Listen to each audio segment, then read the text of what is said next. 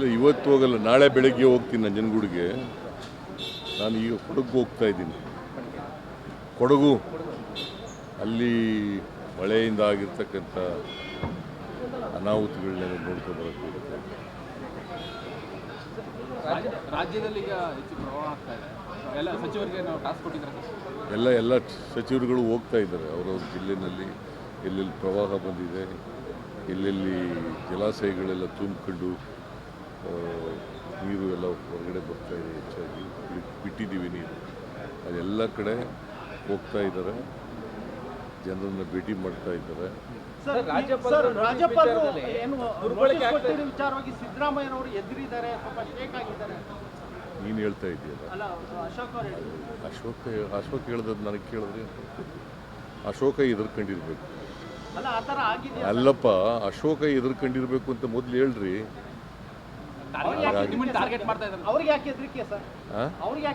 ನನಗೆ ಯಾಕೆ ಹೆದರಿಕೆ? ಟೆಲ್ ಮೀ, ನನಗೆ ಯಾಕೆ ಹೆದರಿಕೆ? ಕಾನೂನು ರೀತಿ ಅವರು ಮಾಡಿಲ್ಲ, ನಾನು ಯಾಕೆ ಹೆದರ್ಕೋಬೇಕು? ಕಾನೂನು ತಪ್ಪು ಮಾಡಿದ್ರೆ ತಾನೇ ಹೆದರ್ಕೋಬೇಕು. ನಾ ತಪ್ಪೇ ಮಾಡಿಲ್ವಲ್ಲ. ಜುಡಿಷಿಯಲ್ ಕಸ್ಟಡಿ ಕೊಟ್ಟಿದ್ದೀರಾ, ಇಲ್ಲ ರಿಪೋರ್ಟ್ ಬರ್ದೇನೆ ತಾಳಪ್ಪ. ಪ್ರಾಸಿಕ್ಯೂಷನ್ಗೆ ಅನುಮತಿ ಕೊಟ್ಟಂತ ಸಂದರ್ಭದಲ್ಲಿ ಬೆಳವಣಿಗೆಗಳು ಏನಾಗ್ತಿದೆ? ಅನುಮತಿ ಕೊಟ್ಟಿದ್ದಾರೆ, ಇನ್ನೂ ಕೊಟ್ಟಿಲ್ವಲ್ಲ. ನೀನೇ ಮುಂಚಿತವಾಗಿ ಕೇಳ್ತಾ ಇದ್ದೆ. ನಿನ್ನ ಜೊತೆ ಮಾತಾಡಿದ್ರ ಗವರ್ನರು? ನಿನ್ನ ಜೊತೆ ಮಾತಾಡಿದ್ರೆ ಏನಪ್ಪ ಗವರ್ನರು? ಮತ್ತೆ ಯಾಕೆ ನೀನು ಕೇಳ್ತಾ ಇದೆಯಾ ಹಂಗೆ?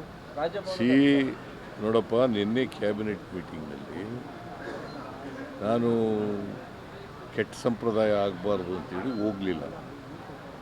ನಾನು ನಾಮಿನೇಟ್ ಮಾಡಿದ್ದೆ ಡಿ ಕೆ ಶಿವಕುಮಾರ್ಗೆ ಕ್ಯಾಬಿನೆಟ್ ಮೀಟಿಂಗ್ ಮಾಡಲಿಕ್ಕೆ. ಅವರು ಶೋಕಾಸ್ ನೋಟಿಸ್ ಕೊಟ್ಟಿದ್ರಲ್ಲ, ಅದನ್ನು ಇಟ್ಕೊಂಡು ಚರ್ಚೆ ಮಾಡಿದ್ದಾರೆ. ಸುದೀರ್ಘವಾಗಿ ಚರ್ಚೆ ಮಾಡಿ ಅದು ಕಾನೂನು ಬಾಹಿರ ನೋಟಿಸ್ ಕೊಟ್ಟಿರ್ತಕ್ಕಂಥದ್ದು.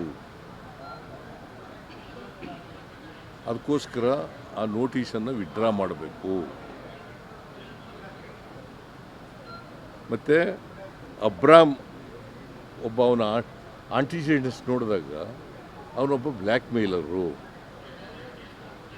ಅವನ ಕಂಪ್ಲೇಂಟ್ ಮೇಲೆ ನೀವು ಆಕ್ಟ್ ಮಾಡಿರ್ತಕ್ಕಂಥದ್ದು ಕಾನೂನು ಬಾಹಿರವಾಗಿರ್ತಕ್ಕಂಥ ವಿಚಾರ. ಅವನು ಈ ಥರದ್ದು ಅನೇಕ ಜನರಿಗೆ ಇಂಥದೇ ನೋಟಿಸ್ ಕಂಪ್ಲೇಂಟ್ಗಳನ್ನು ಕೊಡ್ತಾ ಇದ್ದಾನೆ. ಅದು ಯಾವುದೇ ಅಫೆನ್ಸನ್ನು ನಾನು ಮಾಡಿಲ್ಲ. ಅದರಿಂದ ನೀವು ಯಾಕಂತಂದರೆ ಅವನು 26ನೇ ತಾರೀಕು 26/7/2024 ಕಂಪ್ಲೇಂಟ್ ಕೊಟ್ಟವನು 11:30. ಅವತ್ತೇ ರಾಜ್ಯಪಾಲರು ಶೋಕಾಸ್ ನೋಟಿಸ್ ಕೊಡ್ತಾರೆ. ಒಂದೇ ದಿನದಲ್ಲಿ ಅಷ್ಟೊಂದು ಕಂಪ್ಲೇಂಟನ್ನು, ಲೀಗಲ್ ಮ್ಯಾಟರು ಇರ್ತಕ್ಕಂಥದ್ದು. ಎಲೆಕ್ಟೆಡ್ ಗೌರ್ಮೆಂಟ್ನ ಚೀಫ್ ಮಿನಿಸ್ಟ್ರು ನಾನು, 136 ಜನ ಆಶೀರ್ವಾದ ಮಾಡಿ ಕಳಿಸಿದ್ದಾರೆ ಅಂಥ ಸರ್ಕಾರದ ಮುಖ್ಯಮಂತ್ರಿ ನಾನು. ನನಗೆ ನೋಟಿಸ್ ಕೊಡುವಾಗ ಎಲ್ಲ ಕಾನೂನನ್ನು ಕೂಲಂಕಷವಾಗಿ ನೋಡಬೇಕಾಗಿತ್ತು. ಏನೂ ನೋಡಿಲ್ಲ, ಆತಾತರವಾಗಿ ಮಾಡಿದ್ದಾರೆ. ಕೇಂದ್ರ ಸರ್ಕಾರದ ಕೇಳಪ್ಪ, ಇಲ್ಲಿ ನಾ 7 ಗಂಟೆ ನೀವೇ ಎಲ್ಲ ಕೇಳಿದ್ರೆ ಹೆಂಗೆ? ನಿಮಗೆ ಕಾನೂನು ಗೊತ್ತಿದೆ, ಕಾನ್ಸ್ಟಿಟ್ಯೂಷನ್ ಗೊತ್ತಿದೆಯಾ? ಓದ್ಕೊಂಡಿದ್ದೀರಾ? ಮತ್ತು ಈಗ ಕೂಲಂಕುಷ ನೋಡಬೇಕಲ್ವ? ಅವತ್ತೇ ಕೊಡ್ತಾರೆ. ಆಮೇಲೆ 10 ಗಂಟೆಗೆ ನಮ್ಮ ಅತೀಕಿಗೆ ಫೋನ್ ಮಾಡಿ, ಅವ್ರು ಯಾರೋ ಪ್ರಭುಶಂಕರ್ ಅಂತ ಅವರ special officer, show cause notice ready ಇದೆ ತಗೋಬೇಕು ಅಂತ ಹೇಳ್ತಾರೆ. ಈಗ ರಾತ್ರಿ ಆಗಿಬಿಟ್ಟದೆ, ಈಗಾಗಲ್ಲ ಅಂತ ಹೇಳ್ತಾರೆ. ಆಮೇಲೆ ನಾಳೆ 2 ಗಂಟೆಗೆ ಕೊಡ್ತಾರೆ ಶೋಕಾಸ್ ನೋಟಿಸ್. ಅಷ್ಟೊಂದು ಆತುರವಾಗಿ ಕೊಟ್ಟಿದ್ದಾರಲ್ಲ. ಅದೇ ಜೊಲ್ಲೆ ಮೇಲೆ ಕಂಪ್ಲೇಂಟ್ ಇದೆ. ಜೊಲ್ಲೆ ಮುರುಗೇಶ್ ನಿರಾಣಿ ಮೇಲೆ ಕಂಪ್ಲೇಂಟ್ ಇದೆ, ಜನಾರ್ದನ್ ರೆಡ್ಡಿ ಮೇಲೆ ಕಂಪ್ಲೇಂಟ್ ಇದೆ. ಅವ್ರ ಮೇಲೆ ಏನೂ ಮಾಡಲ್ಲ, ವರ್ಷಗಟ್ಟಲೆ ಇದೆ. ಅವ್ರ ಮೇಲೆ ಯಾಕೆ ಮಾಡಲಿಲ್ಲ? ದಟ್ ಮೀನ್ಸ್ ಟು ಸೇ ಕೇಂದ್ರ ಸರ್ಕಾರ ರಾಜಭವನವನ್ನು ದುರ್ಬಳಕೆ ಮಾಡ್ಕೊತಾ ಇದೆ. ಎಲೆಕ್ಟೆಡ್ ಗೌರ್ಮೆಂಟನ್ನು ಡಿಸ್ಟೆಬಿಲೈಸ್ ಮಾಡಬೇಕು ಅಂತ ಹೊರಟಿದ್ದಾರೆ.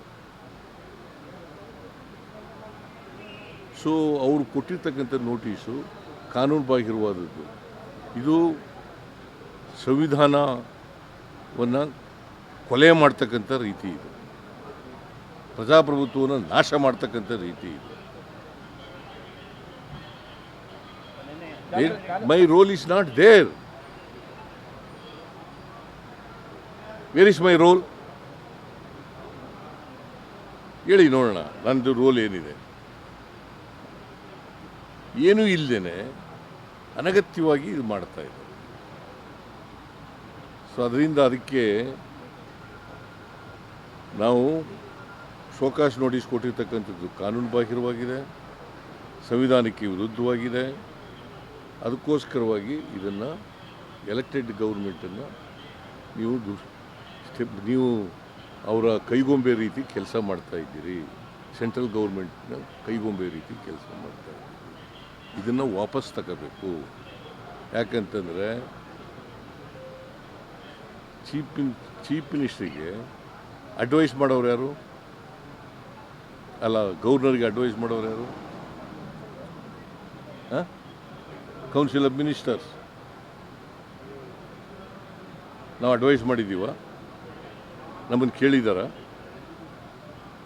ಆಮೇಲೆ ಮುಖ್ಯ ಕಾರ್ಯದರ್ಶಿಗಳು ಪತ್ರ ಬರೆದಿದ್ದಾರೆ ಡೀಟೈಲಾಗಿ. ಅವತ್ತೇ 26ನೇ ತಾರೀಕು 6:30 ಕೊಟ್ಟಿದ್ದಾರೆ. ಅದನ್ನೂ ನೋಡಿಲ್ಲ. ಹಾಂ, ಆಮೇಲೆ ನಾವು ಜುಡಿಷಿಯಲ್ ಕಮಿಷನ್ ಮಾಡಿದ್ದೀವಿ 14ನೇ ತಾರೀಕೆ. ಅದು ಜುಡಿಷಿಯಲ್ ಕಮಿಷನ್ ಮಾಡಿದ್ಮೇಲೆ ಯಾಕೆ ಮಾಡಿರೋದು ಜುಡಿಷಿಯಲ್ ಕಮಿಷನ್ನ? ಅದ್ರ ವರದಿ ಬರಬೇಕಲ್ಲ. ಏನಾದ್ರು ಕಾನೂನು ರೀತಿ ತಪ್ಪುಗಳಾಗಿದ್ದರೆ ಅದನ್ನು ಎಂಕ್ವೈರಿ ಮಾಡಿ ಕೊಡಿ ರಿಪೋರ್ಟನ್ನು ಅಂತ ಹೇಳಿದ್ದೀವಿ. ಅದನ್ನು ಕನ್ಸಿಡರ್ ಮಾಡಿಲ್ಲ. ಸೊ ಇವರು ರಾಜ್ಯಪಾಲರು ಸಂಪೂರ್ಣವಾಗಿ ಕೇಂದ್ರ ಸರ್ಕಾರದ ಕೈಗೊಂಬೆ ರೀತಿಯಲ್ಲಿ ಕೆಲಸ ಮಾಡಿದ್ದಾರೆ. BJP JDSನವರ ಕೈಗೊಂಬೆಯಾಗಿ ಕೆಲಸ ಮಾಡಿದ್ದಾರೆ ಅಂತ. ಹೈಕಮಾಂಡ್ ಬೆಳವಣಿಗೆಗಳ ಬಗ್ಗೆ ಹೈಕಮಾಂಡ್ ಏನು ಹೇಳಿದೆ ಸರ್? ಯಾವುದು? ಡೆಲ್ಲಿಗೆ ಹೋಗಿದ್ರಲ್ಲ ಸರ್, ಏನು ಈ ಬೆಳವಣಿಗೆ ಬಗ್ಗೆ ಅವ್ರಿಗೆ ಎಲ್ಲ ಎಕ್ಸ್ಪ್ಲೈನ್ ಮಾಡಿದ್ದೀನಿ ಅವ್ರಿಗೆ ವಸ್ತುಸ್ಥಿತಿ ಪರಿಸ್ಥಿತಿ ಅರ್ಥ ಆಗಿದೆ. ಯಾಕೆಂತಂದ್ರೆ ರಾಮನಗರದಲ್ಲಿ ನಿಮ್ದು ಸಮಾವೇಶ ಇದೆ, ಇವತ್ತು ಬಿಡದಿನಲ್ಲಿದೆ. ಅವರು ಒಂದ್ ಕಡೆ ಮೂಡ ಪಾದಯಾತ್ರೆ ಮಾಡ್ತಿದ್ದಾರೆ. ಮಾಡಲಿ. ಕುಮಾರಸ್ವಾಮಿ ಅವರು ಆರಂಭದಲ್ಲಿ ಒಪ್ಪಿಗೆ ಇಲ್ಲ ಅಂದಿದ್ರು, ಈಗ ಒಪ್ಪಿಗೆ ಕೊಡ್ತೀವಿ ಅಂತ ಹೇಳಿದ್ದಾರೆ. ರೀಜನ್ ಆಗಿದ್ದಾರೆ. ಅವರು ಕೇಂದ್ರದ ಮಂತ್ರಿ. ಯಾರು ಅವರು? ಕೇಂದ್ರದ ಮಂತ್ರಿ, JDSನ ನಾಯಕ. ಏನೂ ಇಲ್ಲ ಈ ಕೇಸ್ನಲ್ಲಿ ಅಂತ ಒಂದ್ಸಾರಿ ಪಾದಯಾತ್ರೆ ಬೇಡ ಅಂತ ಹೇಳ್ತಾರೆ.